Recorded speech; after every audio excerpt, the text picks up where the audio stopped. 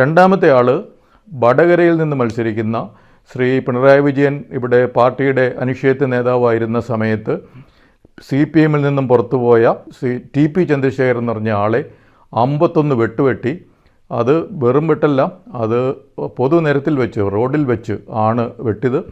ആ വെട്ടി 51 വെട്ടുവെട്ടി പാർട്ടിയിൽ നിന്ന് CPM നിന്ന് പുറത്തു പോയി എന്നുള്ള ഒരൊറ്റ കുറ്റം കൊണ്ടാണ് ഈ TP ചന്ദ്രശേഖരനെ 51 വെട്ടുവെട്ടി അതിക്രൂരമായിട്ട് ശ്രീ പിണറായി വിജയൻ പാർട്ടിയുടെ അനിശ്ചിത നേതാവ് സെക്രട്ടറി ആയിരുന്ന സമയത്ത് കൊല്ലപ്പെട്ടത്. അപ്പോൾ അതിനുശേഷം ആ പ്രതികളെയൊക്കെ ശിക്ഷിച്ചു. ശിക്ഷിച്ച പ്രതികളെ കാണാൻ വേണ്ടിയിട്ട് CPMൻ്റെ സന്നദ്ധ നേതാക്കളൊക്കെ പോവുകയും അവർക്ക് വേണ്ട എല്ലാ സൗകര്യങ്ങളും പരോളും ഒക്കെ ഇടയ്ക്കിടയ്ക്ക് പിന്നീട് നടന്ന കാര്യങ്ങളൊക്കെ നമുക്കറിയാം. അപ്പോൾ അവർ CPMന് വേണ്ടപ്പെട്ടവർ തന്നെയാണ്.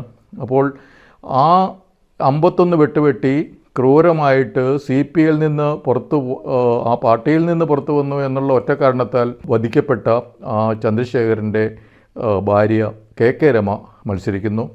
അതും UDFൻ്റെ ബാനറിലാണ് മത്സരിക്കുന്നത്.